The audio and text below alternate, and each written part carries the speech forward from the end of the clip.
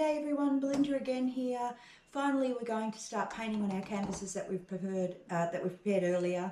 I do want to just bring your attention to this painting here. I call this one Splash. Some of you may have seen it uploaded earlier this morning. And our motto again today is life is not about how you survive the storm. It's about how you dance in the rain. So I think that's really important because we're all going to be confronted by a storm every now and again, but it's how you get yourself through it, and when you're on the other side we do know things do get better. So yeah, please remember that. Okay, so first of all, what I want to do here is let you know that I'm going to use two canvases. So what I do is I place a base coat over the top first, which is this one here, which we explained the ingredients for that the other day, the recipe for making them as well. Don't forget your trusty apron, and also remember that tie your hair up, because it's really important that your hair doesn't dangle in the painting, because I have had that happen many times. So yeah, please remember that it is important that we cover ourselves up, just for cleanliness sake.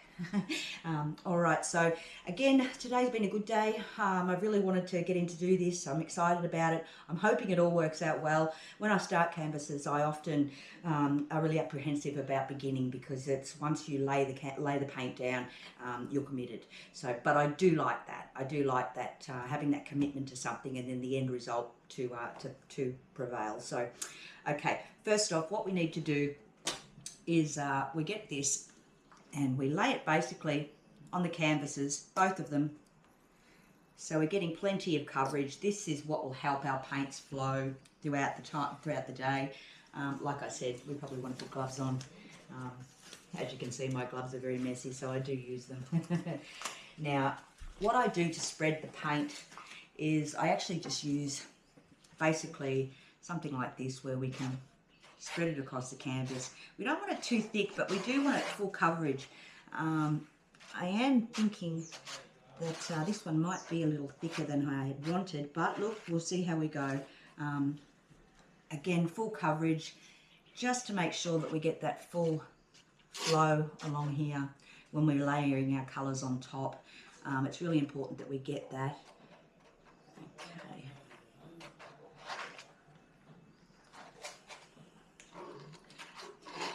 Also, when we're doing this, what we want to do is we want to make sure that we cover the edges.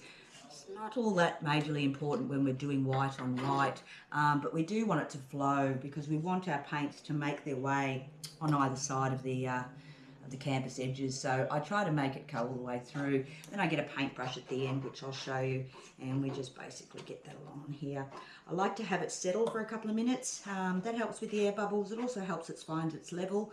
And remember, also be working on a level table so that your work will actually find its own level, and hopefully that is nice and flat. Again, now I'm going to need a lot more. So in here I have a litre of white paint, so we're probably going to use most of that on this. It is important that we cover the painting the canvas all over with our base coat. It's really important to get this right, because when our paints start to flow, we want them to flow evenly and happily along here. So don't be afraid to put a little bit more. You can always scrape it off at the end or blow it to the sides. But yeah, it's important just to get it right over the edges. Once you get to this point here and you're looking like you've got a nice decent coverage on there, we then find it a little bit easier if we take a paintbrush of some kind, and just paint it on the edges, just so that you know you're creeping over the sides there. All the sides are covered with the paint. Again, don't be too concerned about being too perfect with this, because it will carry over.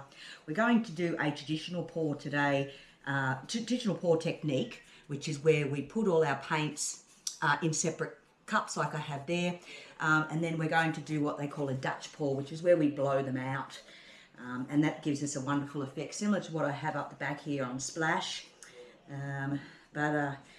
It just, I find that the effects of a Dutch pour are really pretty. They give you that wonderful lacing, and you get, look, it's just, I love the end result, because I love having a look at how the paints all blend with one another.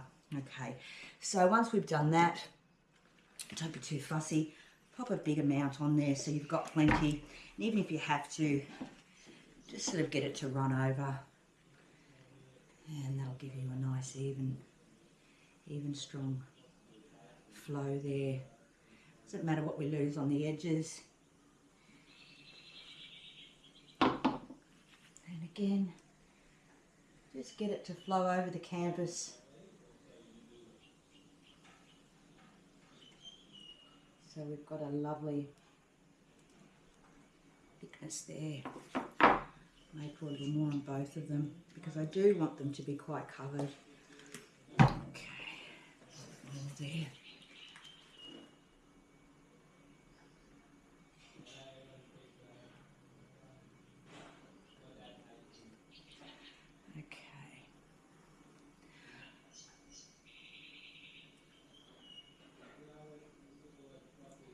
Again, we just want to run it down just so that it finds a nice level. You may have to run your hands over it a little in some parts just so that the paint collects evenly. But it will find its own little balance there. And again on this one, you just want to force it into those corners so we have that lovely flow.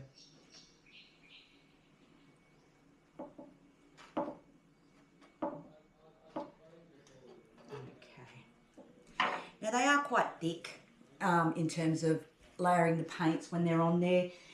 Everyone has their own way of doing things. I do mine this way. You can watch a lot of things on YouTube and they do them differently and they have, you know, they make wonderful results. But look, this is basically how I do it. Like I said, I'm no professional. I'm still just playing and having fun, and all I want to do is sort of bring that to everybody who's watching.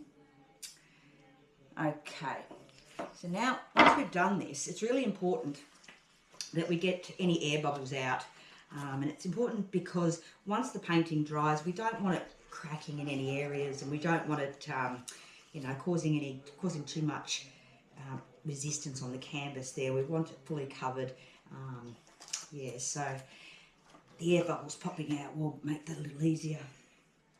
So basically, I just want to make sure that those little areas are covered. Plenty of it there. Cover them again. Alright, so like I said, plenty of paint on me.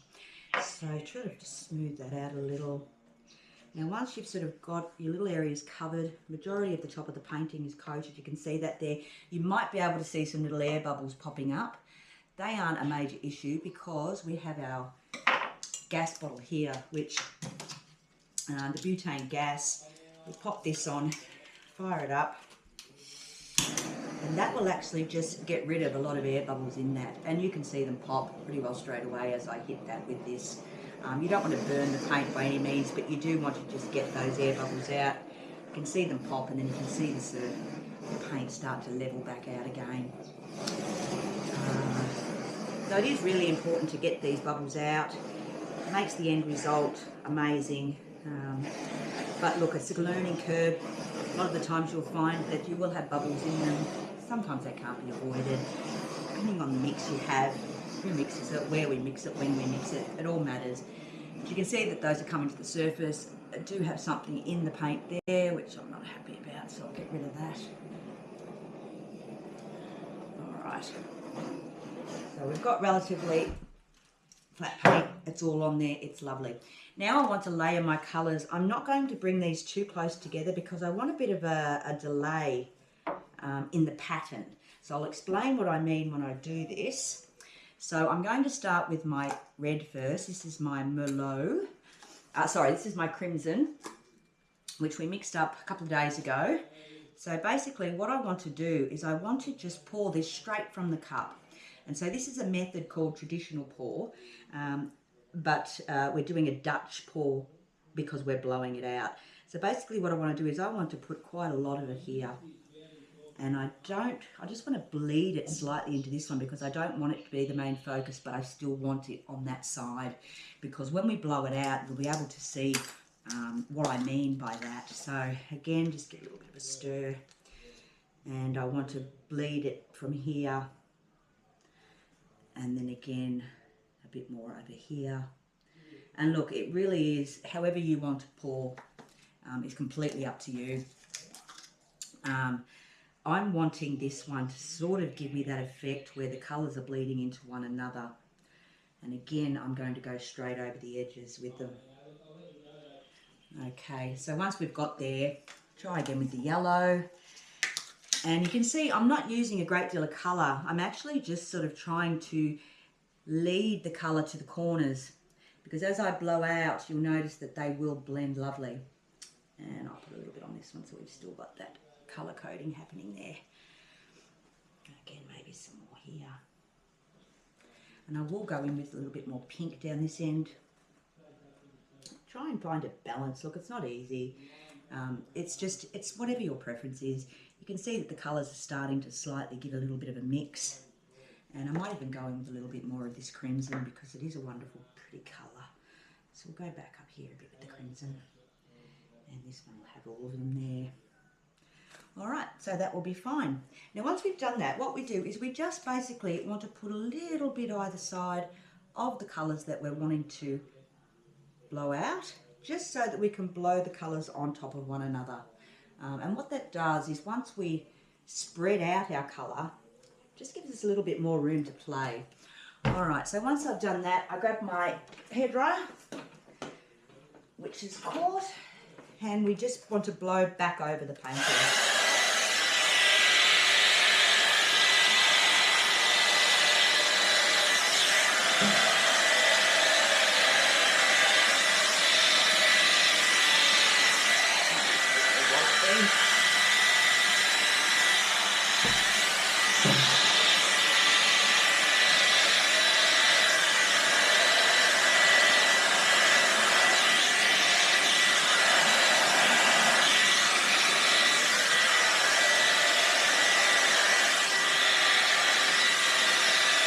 Again, can't make mistakes. You just want to make sure that you've got plenty of flow here. Change it a little there.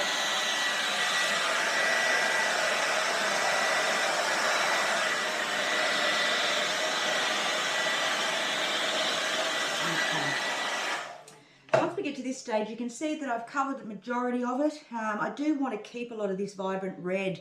And you start to see the lacing coming through. Again, you just want to give it a quick little burn over so that we can get rid of any air bubbles that I've managed to just blow up on there while doing this.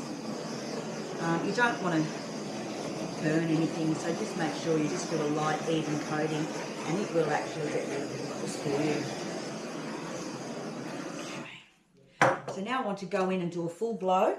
So what we do is we put this way down on the canvas and we lead it to the direction we want.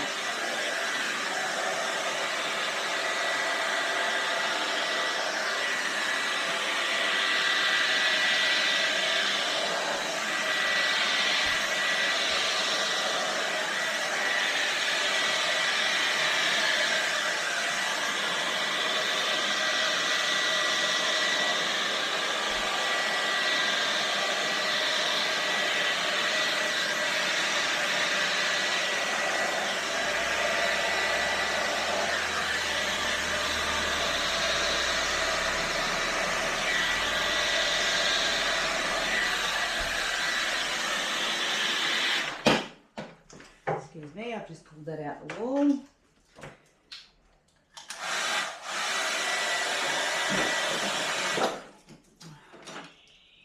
Oops, just a moment.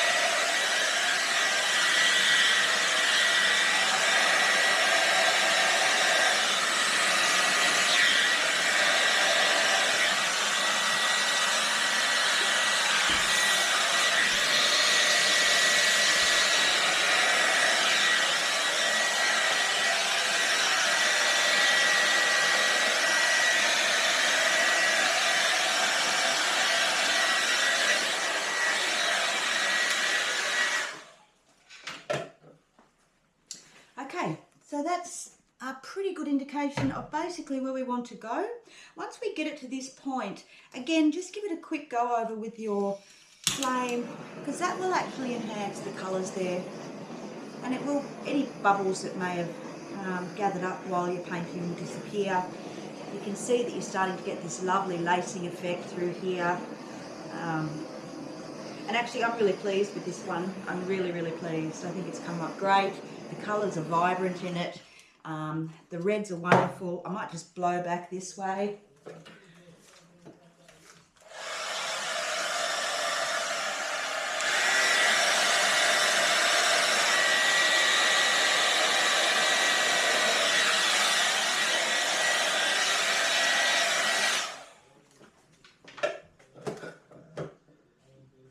Okay, pretty simple stuff.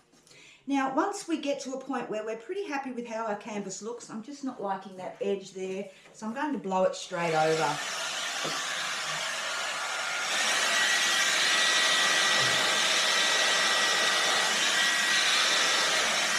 And you know, that's the beauty of this. You don't really have to follow any rules. You'll start to see the effects of the paint reacting with the Floetrol, and it just, look, it gives you that wonderful look. If need be, you can stretch a little more. What I like to do is I have a little brush here, or even a stick will do, long toothpick, stick. I like to just stretch it out. So what I'll do is, where I want things to sort of give me a little bit more flow, I'll actually lead them out and bleed them out a little. So that'll give us that little bit of a different sort of flow on the painting. Okay. And that sort of gives that effect of leaves or flower petals. And it does, it comes up lovely. These colours have actually, I'm really pleased with them. They've come up really well.